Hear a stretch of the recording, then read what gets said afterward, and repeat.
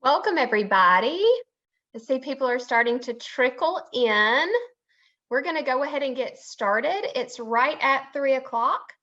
So we're going to go ahead and get started. And welcome to our year-long journey. We're going to be talking about reading fluency today. We have a brand new course that just launched on Cox Campus, I think yesterday. So I'm going to assume that nobody has taken that yet. But if you have, will you drop that in the chat so that we'll know we have some superstars who have already gotten started on that brand new course? Welcome, everybody.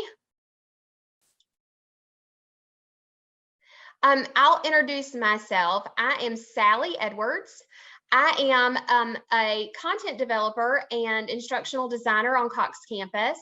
I have been in education for over 20 years. I've been a classroom teacher, an interventionist. I was an academic coach, an RTI coordinator, and a district literacy coach. And most of my career has been spent in small rural districts, but I've also worked in some big cities too. I'm seeing a lot of people from Georgia in the chat, so maybe we sound alike. I have recently returned to Cox Campus. I was a facilitator on the Birth to 5 team about 8 years ago. And so I'm so excited to be back in this capacity, working mostly with kindergarten through 3rd grade content. And I recently did a professional development for myself where the facilitator shared her favorite picture book. And I thought, I love that idea. When I worked with teachers, I always talked about picture books and shared my favorites and what I was reading. So I'm going to share the book today, my favorite picture book. If you do this with me again on a different topic, it may be a different favorite. It's like choosing your favorite child. It's impossible. But if you are familiar with this book, thank you, Mr. Falker, just respond in the chat. I'm curious to know if y'all know this book. And I'm going to scroll and see some responses. Lissa says, yes, I figured this would be a pretty popular one among all of these educators, devoted educators who are spending their afternoons with us. So the reason I chose Mr. Falker for in the context of today's conversation is because when I was a new teacher, I read this book by Patricia Polacco.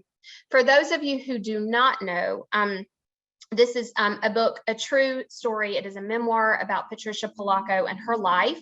She is one of the most prolific children's book authors of our time. And despite that, in spite of that, she actually was a struggling reader herself. And so she shares this story in this book and how she did not know how to read until she met Mr. Falker. And Mr. Falker had the tools in his toolbox to help Patricia learn how to read. When I read this as a new teacher, I remember thinking, oh, I'm going to be just like Mr. Falker. I want to be able to teach all the children how to read. And I was teaching kindergarten in the beginning. And so I didn't really read Mr. Falker to my kindergartners, but I read it a few years later and I thought, I still don't really have the tools in my toolbox to do what Mr. Falker did for Patricia. So one of my goals for today is hopefully to give you a few more tools to add to your toolbox so that you can help all children learn how to read fluently, and that hopefully you'll be inspired to take our brand new fluency course. I'm reading your chat. Oh my gosh. Neva has actually met Patricia Polacco. I love her story. I love all of her books. If you are, if you've worked in like 4th and 5th grade, so much of what she writes about fits so perfectly in with the science or with the social studies standards. So we are Cox Campus, and we are here to provide a safe place to empower and connect passionate educators around the essential understandings that will support all children learning to read. So we are so happy to have you here today. If you have not, on Cox Campus, we have content for educators, for families, even healthcare providers. We also have a huge discussion community, and there are live events that happen and a blog. So if you've not already registered and made yourself an account, it only takes about 1 minute to register. It is totally free, and I promise there is not a lot of spam that comes with this one. You'll get updates when we launch a new course. But that's, and then helpful resources and tools. So we encourage everybody to sign up for Cox Campus. All right, so our learning objectives today are to discuss the why, what, and how of reading fluency. We're going to talk about why reading fluency is important in order to become a skilled reader. We're going to talk about what is fluency, what are the component parts of fluency, and what are the sub-skills that are required for fluency to occur. And then hopefully you're going to walk away with some practical strategies for building reading fluency for all students. I mentioned our brand new Reading Fluency course. This launched this week. I did not see that anybody in the chat responded that they had taken it yet. So we're just going to assume that nobody has. But I hope that everybody after this, our conversation today, will be inspired to do that.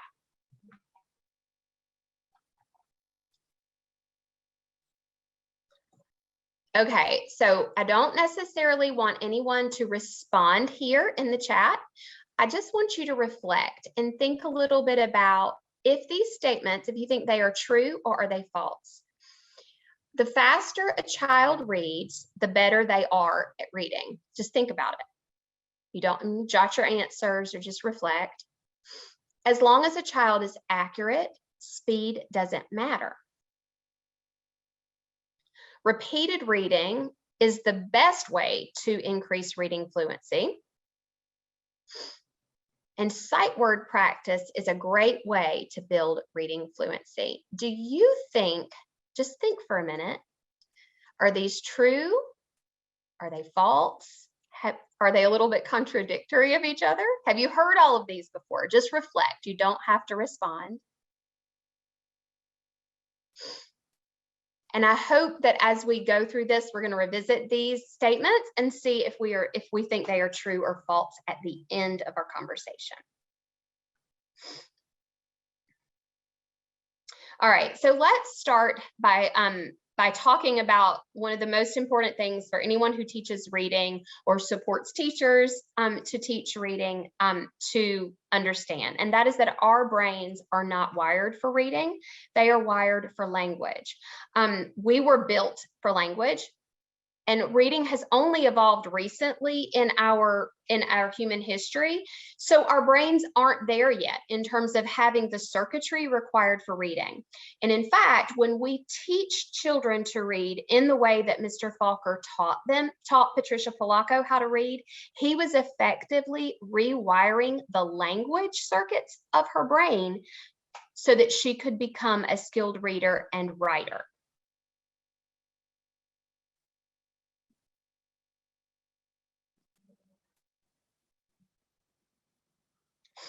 All right, and knowing that, you would assume that a lot of children are going to struggle to read since it's not a natural process. But in fact, we know that 95% of all children can learn to read if they're given evidence-based, structured literacy practices in the science of reading. And we hope you'll learn about some of those today. So if you've taken our courses before, this should be pretty familiar. This is the simple view of reading. We know that word recognition times language comprehension equals reading comprehension. So if a child can read all the words on the page, can recognize all of them, and if they have all the words in their oral vocabulary, if they're in their oral language, then they should be able to read and comprehend the text. But where does fluency fall here? So let's look at another model and we'll see what we can find there. All right, this is Scarborough's reading road. If you've taken our courses, again, this should be familiar. In this model, we have more detail about what falls under language comprehension and more detail about what falls under word recognition. But again, we don't see fluency listed here. What we do see is that we want to become increasingly automatic and increasingly strategic in order to become a fluent reader.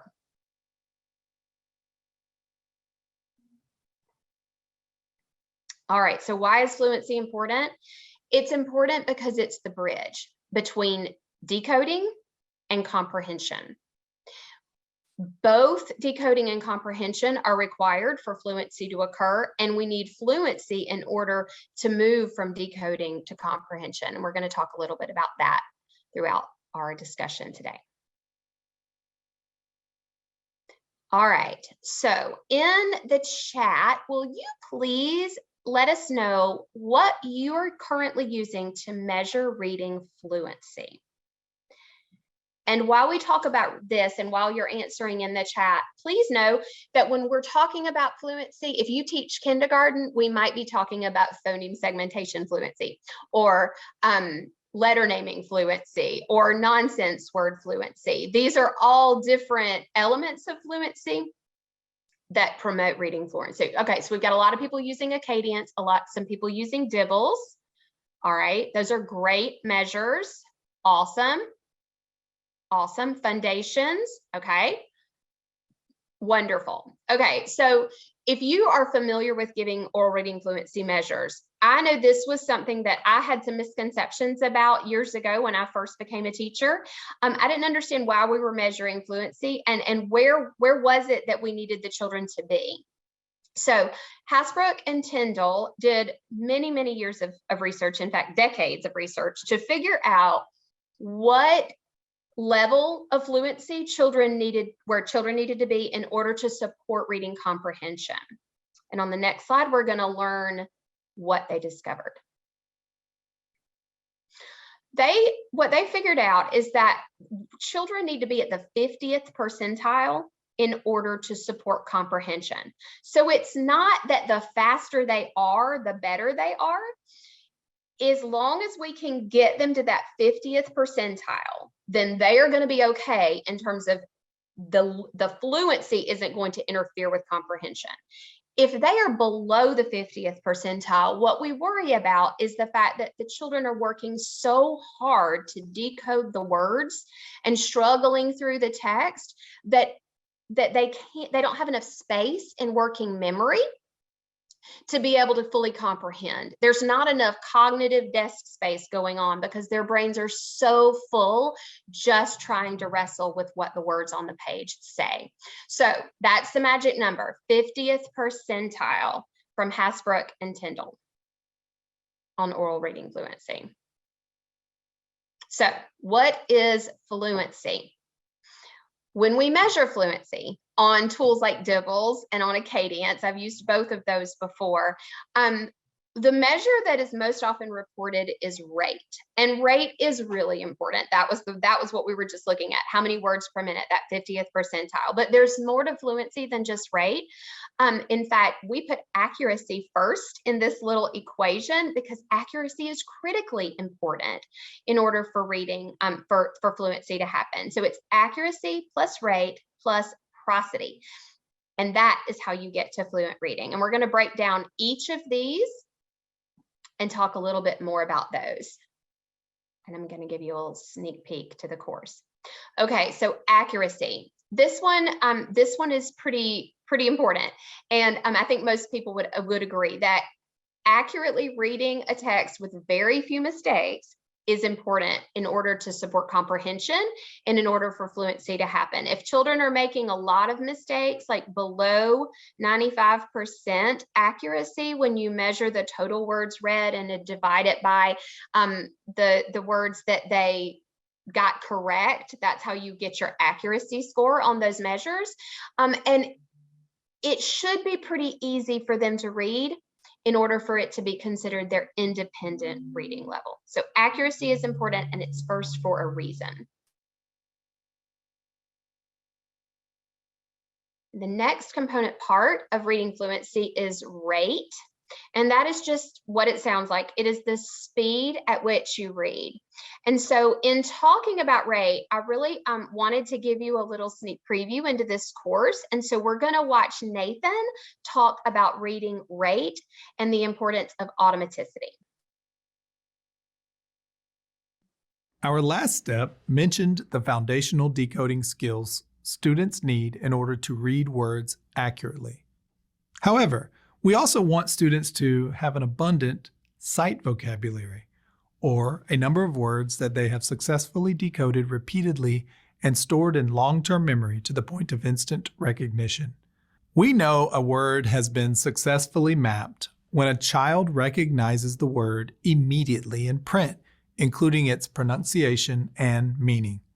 We use the term sight vocabulary because it describes the accumulated bank of words students can read effortlessly.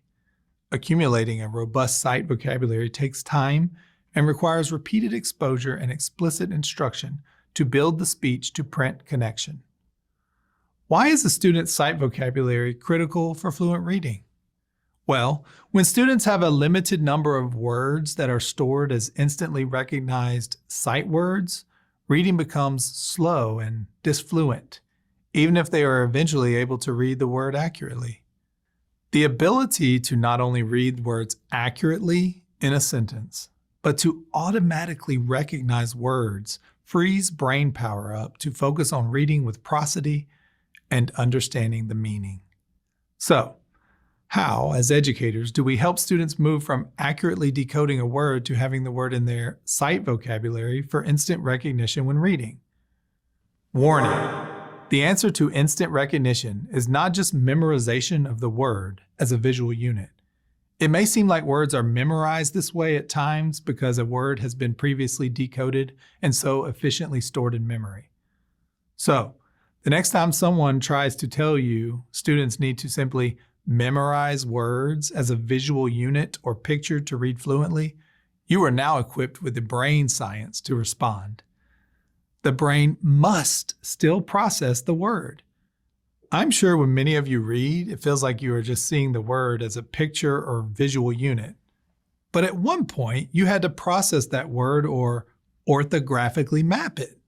Remember that conversation we had earlier about brain science and the four-part processor? Orthographic processing is illustrated in the four-part model we discussed, where a student maps the visual representation of a word onto the speech portions of their brain. That process comes into play here with sight vocabularies. Orthographic processing includes forming, storing, and accurately and rapidly retrieving individual letters and letter sequences that make up common spellings and their letter sequences that make up whole words. Orthographic mapping is the process by which children map speech sounds to letters and letter sequences and connect them to meaning. We must explicitly teach phoneme, grapheme, correspondence if we expect children to develop robust sight vocabularies. This includes providing repeated exposures to words through phonics instruction, including instruction on the meanings of words. Only then will words become automatically recognized and build reading fluency. Words must initially be learned through this meaningful process of mapping the letters onto speech and connecting them to the meaning. Good orthographic mappers have large sight vocabularies and read fluently. If we want to build sight vocabularies for fluent readers, we need to make sure they have meaningful and repeated exposures to words. These words will then become automatically recognized and build fluency.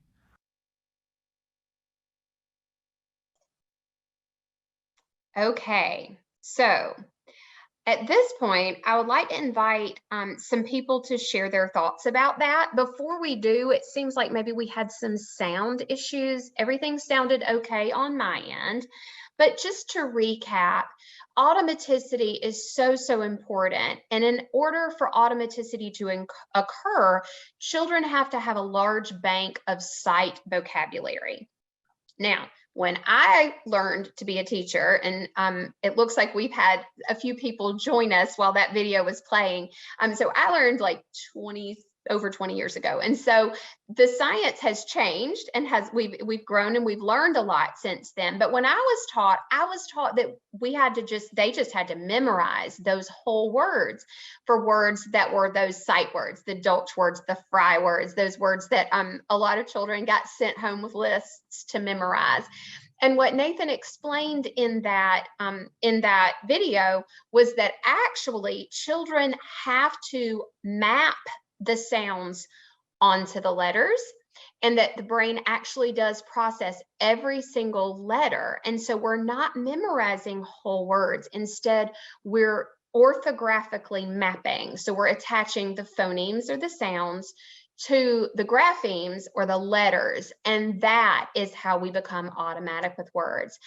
So I know that was a big shift in thinking for me as a teacher, and I would love to know your thoughts on this. So you are free to type in the chat and to see and let us know kind of your thoughts around automaticity and whether or not this is the first time you've heard that we don't memorize whole words.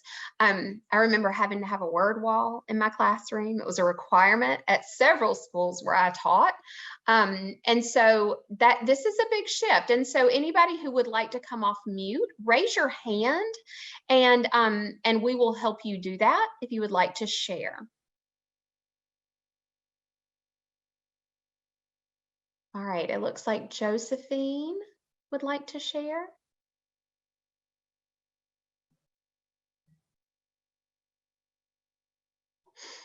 All right, we're working on it, Josephine. Hang tight. Anybody else who would like to share, feel free to drop your comments in the chat.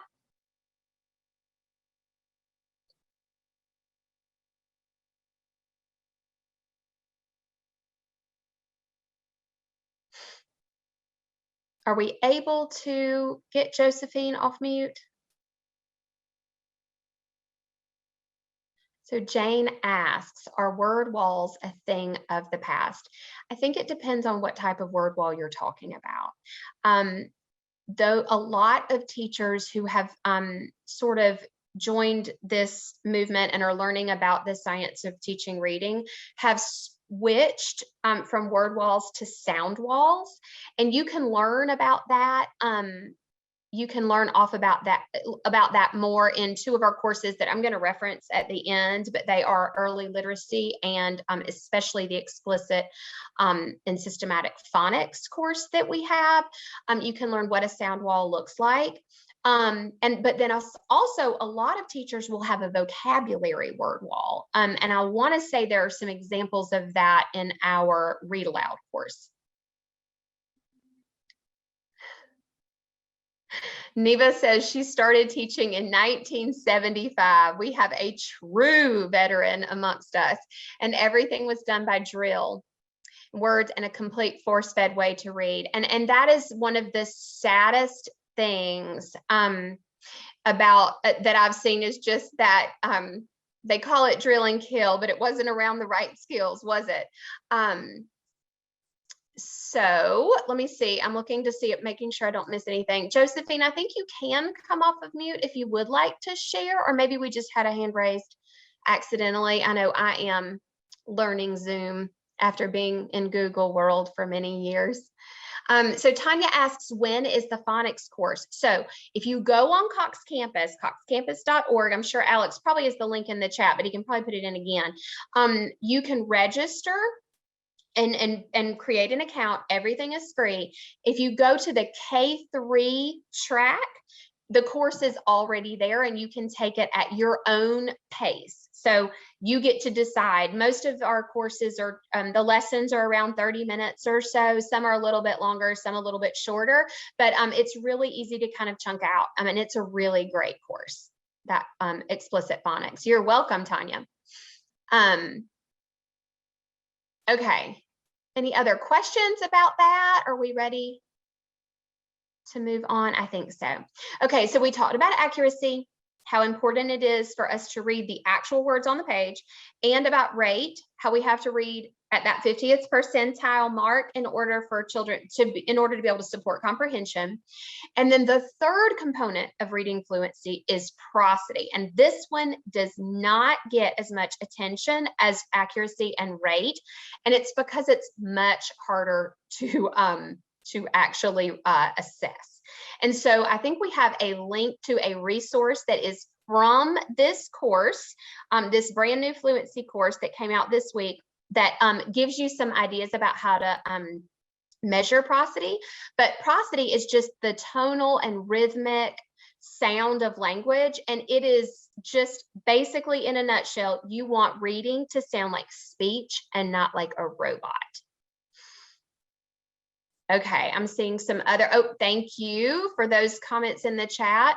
All right, so the next thing I want to talk about is how if you have all of these things, they lead to fluent reading, but they also lead to comprehension.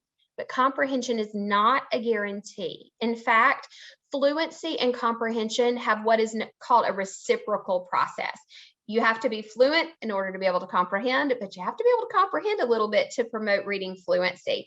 And so in this activity, and I really hope this sound works really well, but in this activity, you're going to be put into a little bit of an uncomfortable position. So just know you're not supposed to be able to do this perfectly, but it really does a great job of illustrating the point about how comprehension and background knowledge vocabulary especially can promote reading fluency. So watch this one and be ready to comment if you have comments. There are many factors that contribute to a reader's fluency. In this step, we introduce two new factors, vocabulary and background knowledge.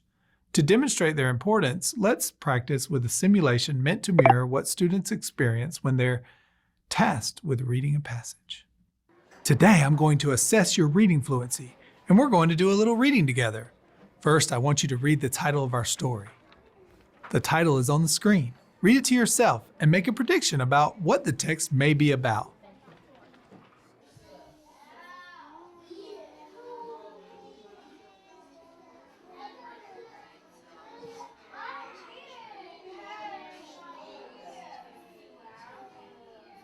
All right, any predictions?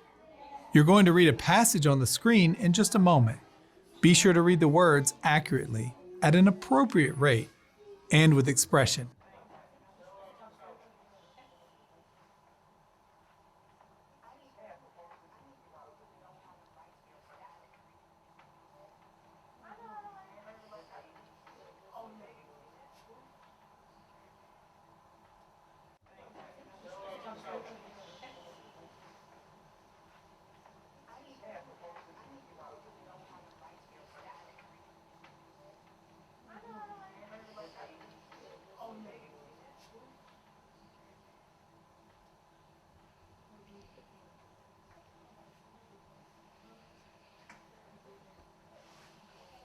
How was your reading fluency with the message you just read?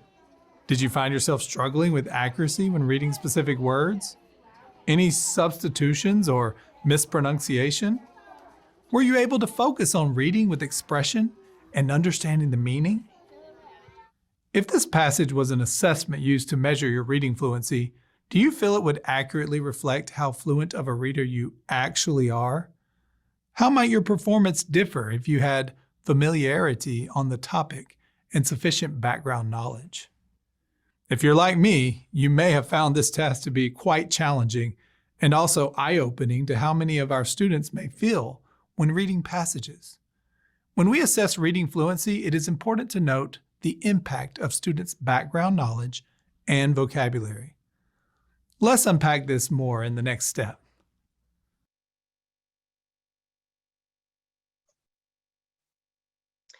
Okay, so how was that?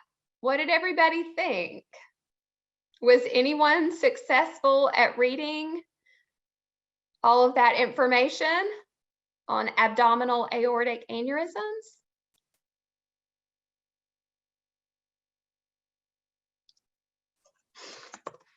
Y'all drop it in the chat or raise your hand to come off mute. It looks like maybe Melissa has her hands raised.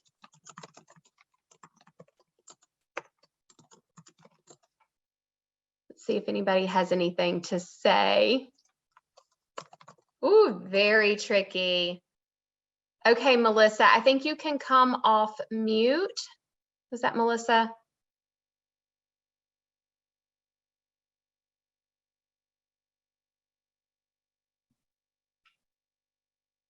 All right, well, it says, Melissa was able to read it, but you have previous knowledge of that topic.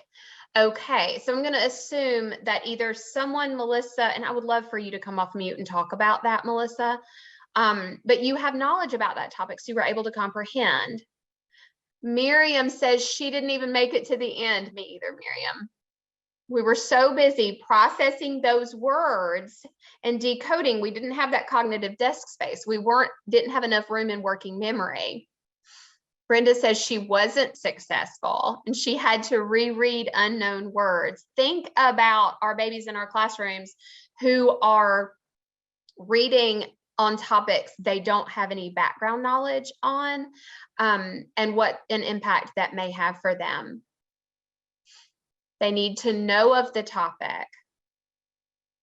Yeah, they need to have some background knowledge. Oh, Hattie said she was bored from the beginning and had no idea what the words meant. So maybe if we're reading things we don't understand, we may end up having some boredom, which could potentially lead to behavior problems, right, y'all?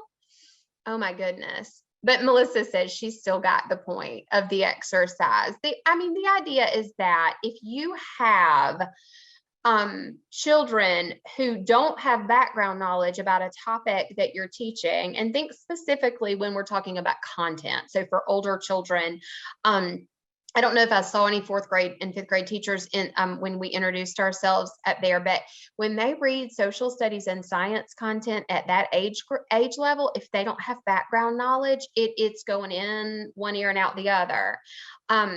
Yeah. Oh, Brenda says, I can only imagine how students did, reading unfamiliar text for the Georgia milestones this week. Yes, my child takes it next week. And hopefully she has enough background knowledge and vocabulary to support her throughout that process. But I would imagine that many of her classmates do not. And it has to be so frustrating and so disheartening for those children. I remember years ago when I was teaching 2nd grade, I taught in a classroom in a system that really pushed science. And I'm going to just kind of get off on a little soapbox for just a second. But the system that I had come from had basically told us, don't teach science and social studies. You don't have time to teach that. Only teach reading. And what a misconception that is. And I hope that has gone by the wayside these days. But when I got to that new district that really had a strong science background, they sent any new teachers to a full day of training. And they told us there, don't have the children read and then do the experiment. Have them do the experiment first, and then they'll have some background knowledge to be able to read and comprehend the textbook or whatever book or article we were having them to read. So that's just something to consider. We can sort of front load some background knowledge on in our content areas. And my gosh, YouTube didn't exist when I started teaching. So now we have all of these resources in the form of videos or extra books to sort of front load that knowledge so that they will have some background knowledge and some vocabulary so that they can be fluent readers. Does anybody else have any thoughts on that, on how important and how the relationship really is reciprocal? I think the first time I ever did an activity like this, the topic was like gamma rays or something, and I had no idea what it was talking about. Okay, we will move on. All right, so we've talked about the components of reading. We've talked about accuracy and rate and prosody, but those things, those elements of fluency are really just the tip of the iceberg in terms of what children need to be able to become fluent readers.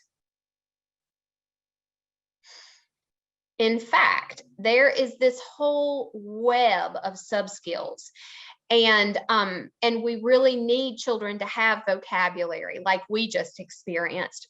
They need to be able to decode accurately in order to be able to be fluent readers. They need to understand syntax and grammar and the structure of language in order to be able to read. How many of you have ever tried to read aloud to your students a book that was written in a structure that you're not familiar with? Like some of those old classics are written in a way that is not how we speak. And it's very challenging to read those fluently without stumbling over your words. Sight word recognition, we've already talked about that, but the importance of it cannot be understated. And then they also need some language comprehension skills, and they need to be able to comprehend in order to get to skilled reading.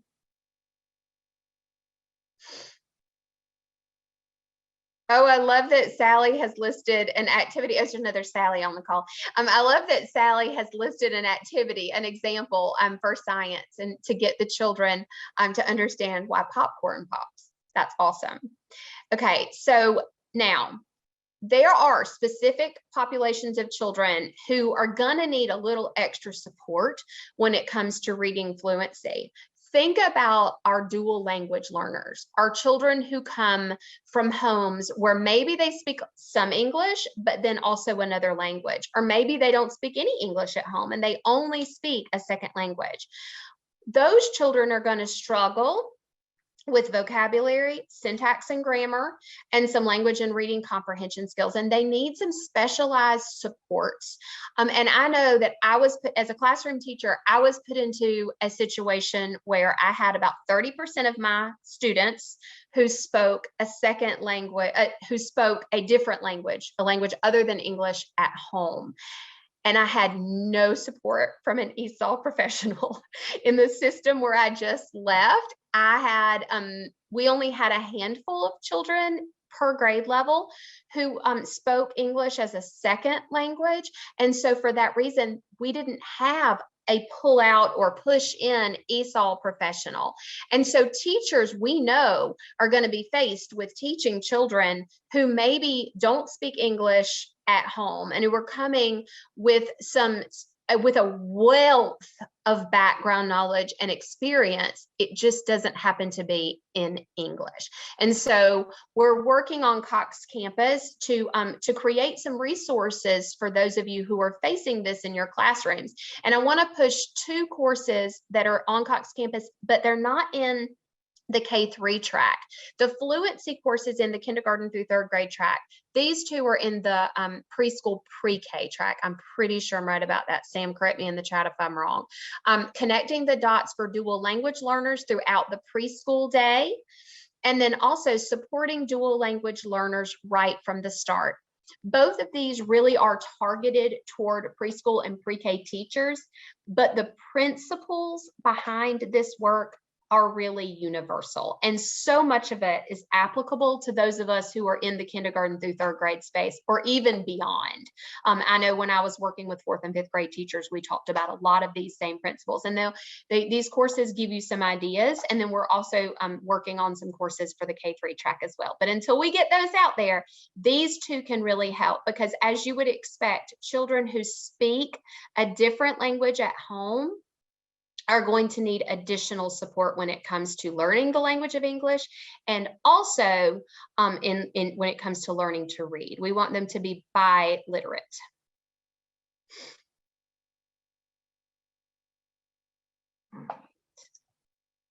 Okay, so now we're going to get to the how.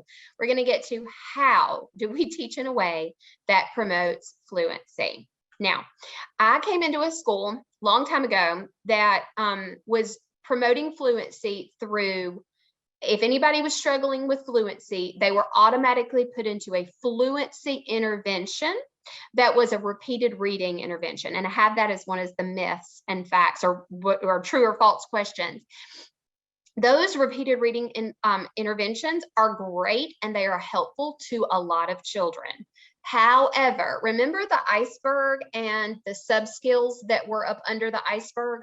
We have to figure out the best way to promote reading fluency is to figure out exactly what the children are missing in order to be able to instruct right there and move them forward quickly. So I feel like I'm promoting a lot of courses on Cox Campus, but I want y'all to know these are all here. There's another one called Assessing Our Students. This one is in the K-3 track, and we can drop this resource is from that course, and Alex already has it in the chat. It is one of my favorite resources and one of the most downloaded, I think this is one of the most downloaded resources on Cox Campus. There's one for kindergarten, because obviously kindergarten is its own little animal. They have a lot of different needs than the rest of the K-3 world. And then there's another assessment drill down flow chart for 1st through 5th grade. So a lot of times in 1st through 5th grade, especially, and you could really use this for middle school as well, but especially when you get into the upper grades, when you use DIVLs and Acadience, you don't have those subtests. You're only measuring oral reading fluency and retail and maybe the maze, but oral reading fluency is really the one you're using. And so we start there and we say, if a child is not fluent, if the oral reading fluency is below grade level, we've measured fluency, we're measuring fluency, and with the retail rubric, we're using comprehension, then we're going to drill down and we're going to figure out what is happening with that child in terms of their phonics instruction. And then if they're not there with phonics, maybe they're having some issues with letter sounds. Y'all, believe it or not, when I was an RTI coordinator, we found a 4th grader who did not, no, he's in 3rd grade. We found a 3rd grader who did not know all of his letters and sounds. No wonder he could not read. As soon as he was taught that intervention in those letters and sounds, that child went on to read, and he was almost on grade level by the end of the year. We also have, we're going to make sure we are assessing phonological awareness. Y'all, like, I think it's like 80% of children who struggle to read struggle with phonological awareness. This is a huge area where a lot of kids struggle. If children are dyslexic, phonological processing is most likely an issue. So we have a phonological awareness survey and we have a letter name as assessment. Now, let's go back up to this phonics survey. I'm going to tell you that is one of my favorite resources on Cox Campus, and it is one of the teachers who I've worked with. It's their favorite resource on Cox Campus as well, and it is linked in the Assessing Our Students course, but I think it's also linked in the Explicit and Systematic Phonics course. We know that we are facing a more challenging, this has been one of the most challenging years in education maybe ever. These children are missing whole gaps in instruction from being out on quarantine or being virtual, and maybe their teacher was absent. I mean, I have a 2nd grader and he has missed so much school in his entire career. He's missed a quarter of kindergarten, a quarter of 1st grade, and his teacher missed a quarter of 2nd grade. And he's not even to the end of 2nd grade yet. So that's 3/4 of school already. There are always gaps, but with COVID, there are way more gaps. And so drilling down to figure out exactly what they're missing, filling in those gaps immediately, as quickly as possible, and then moving them on to the next thing, that's what's going to help us increase our reading fluency. Yes, my son has a gap, absolutely, and mine did too. And I feel very fortunate that I know what to do to kind of help him. And you can use these tools to help your baby as well. All right, so I'm going to promote, if you are not familiar with phonics or you want to beef up your knowledge there, you want to add some tools to your toolbox like the ones Mr. Falker had, then you can reference these 2 courses, Early Literacy, which is print awareness, phonological awareness, and alphabet knowledge, and then Systematic and Explicit Phonics Instruction. So figure out, use that drill down, use those assessments that are linked on Cox Campus, figure out where those children are missing, what skills they're missing. And then if you're not sure how to fill in those gaps, then these 2 courses can really help you. Has anybody taken these courses? Evelia or Evely, I'm not sure how to pronounce your name, but I am so sorry. He's barely learning to read, but thank you to Cox Campus. He is improving. I'm so thankful to my experience as for me as a mother, because I have experienced the exact same thing with my child. Keep at it. Keep at it. Absolutely. Oh, Jane is almost finished with Early Literacy. A lot of us have taken these courses. Oh, this is awesome, y'all. This is fantastic.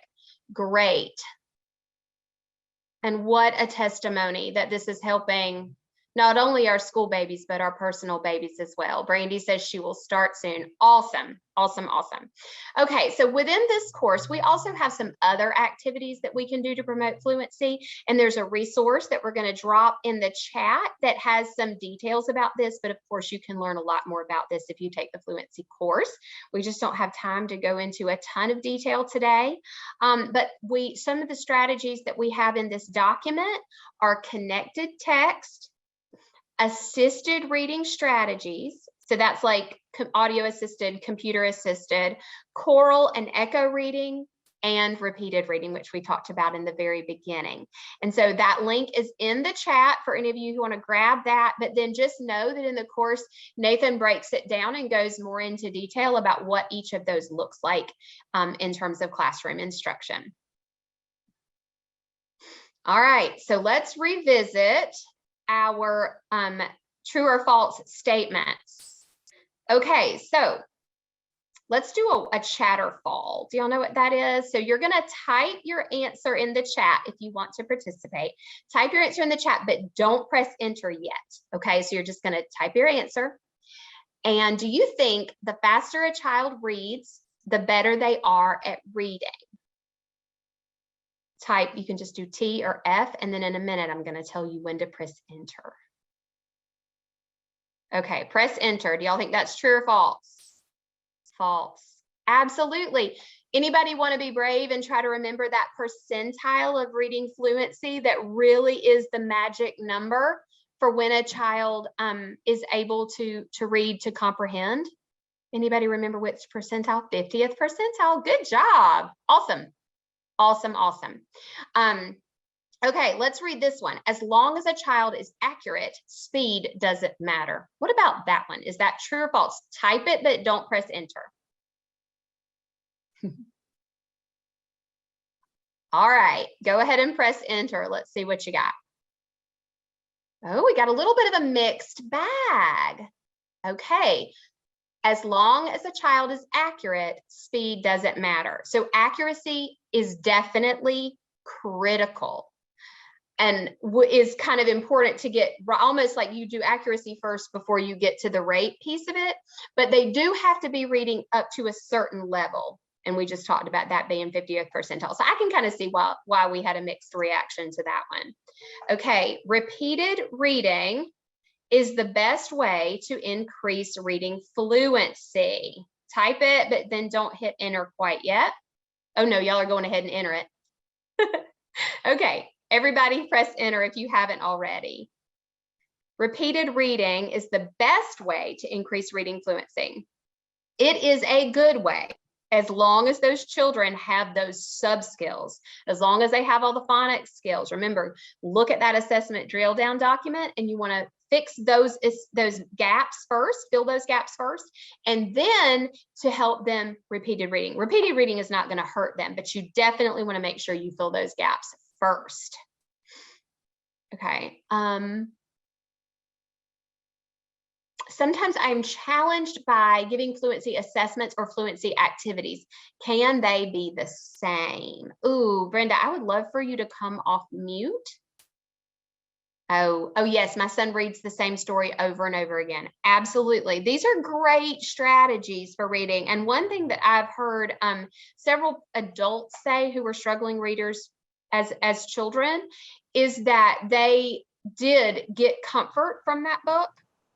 And so then they repeated and read it over and over again. Brenda, talk to us more about what is challenging about the assessments and your question about whether or not they can be the same.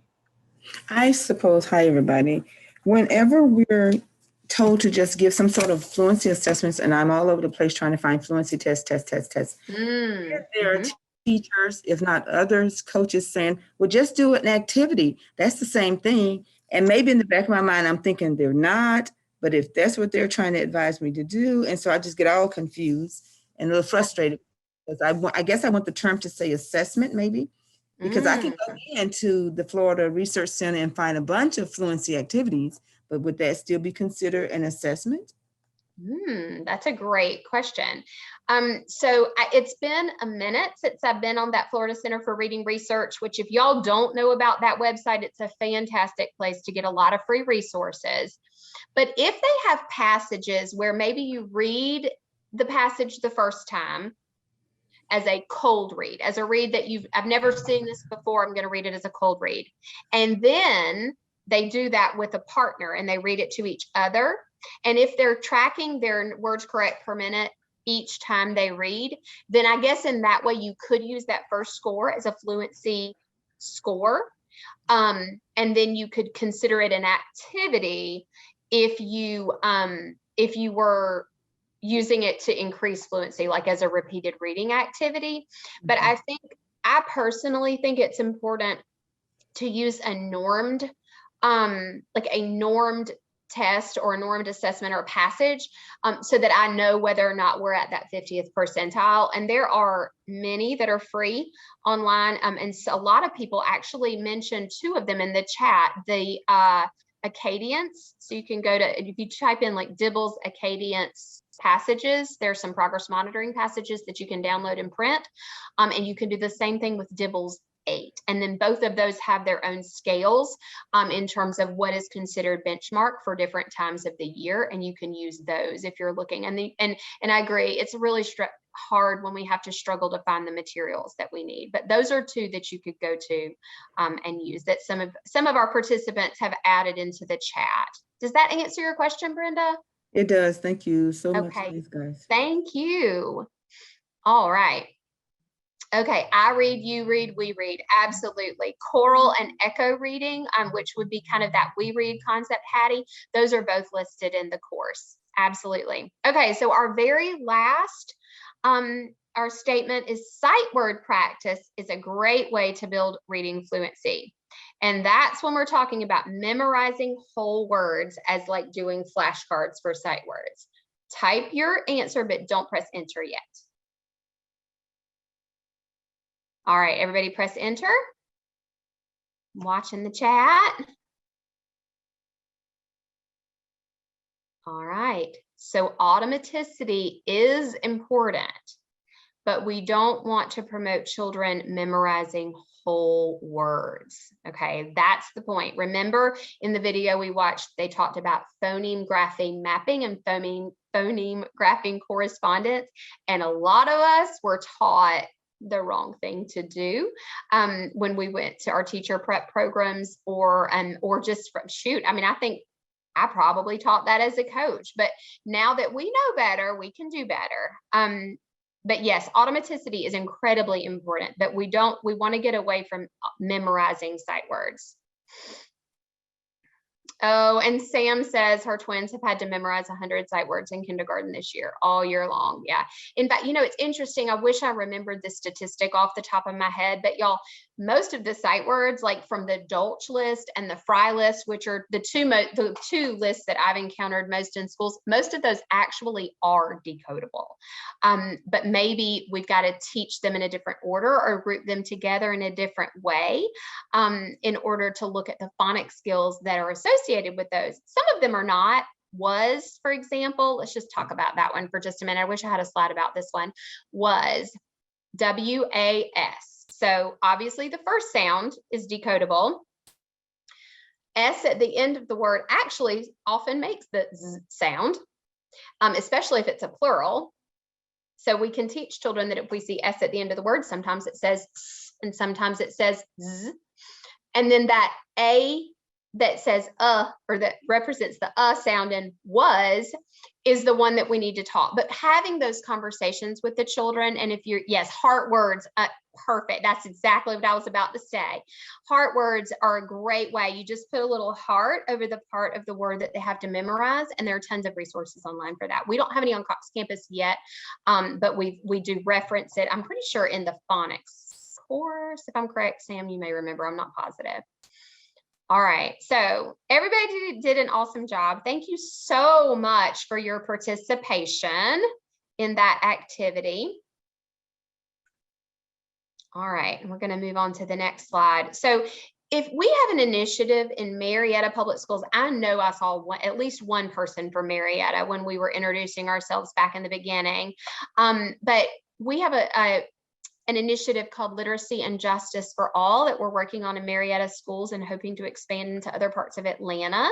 And if you'd like to know more about that, there is a part of our website where we talk about that. And there's a video that you can watch there. And if you have not made your account, go ahead and do that. We will be talking about oral language and its impact on literacy on May 27th. So we hope that you will be able to attend that session. If you're not able to attend that session, these are all on our YouTube channel as well. They're all recorded and usually go up within 24 hours. Oh, and Alex, just so everybody knows, has shared the calendar, the upcoming calendar. All right, so now there's going to be a link in the chat about how we did and how we can improve. And so we would really love to hear from you before we sign off. And we hope that you will come back and visit us again in our year-long journey process.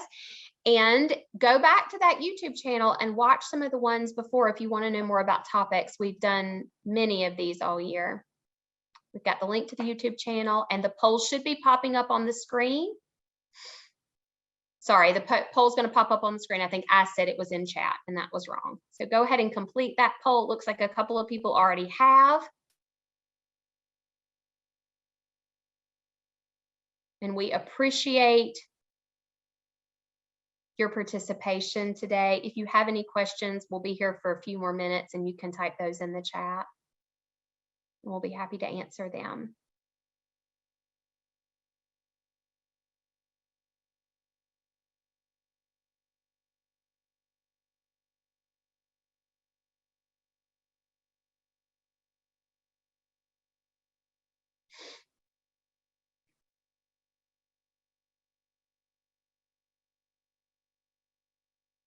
Thank you all for joining us. Thank you, Miriam.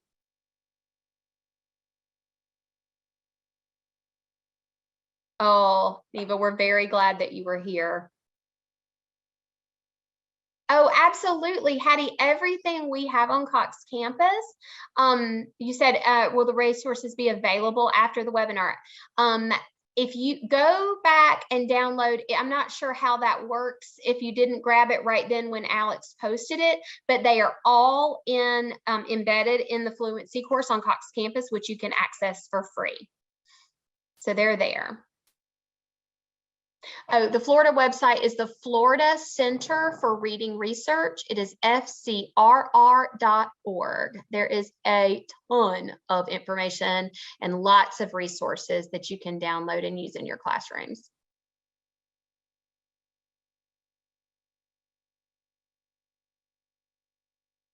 Thank you so much for coming, everybody.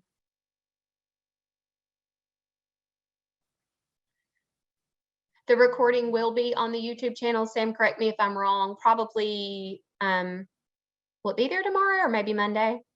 More than likely Monday, yeah. Okay, thank you. Trying to make sure I don't miss any questions in the chat. I'm so glad that you found it helpful. Good.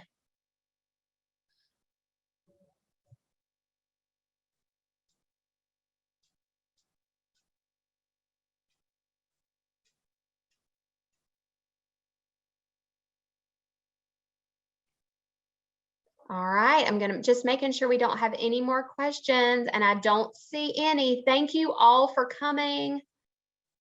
We really appreciate you. And we really appreciate you being part of this journey with us, and we hope to see you again in the next session.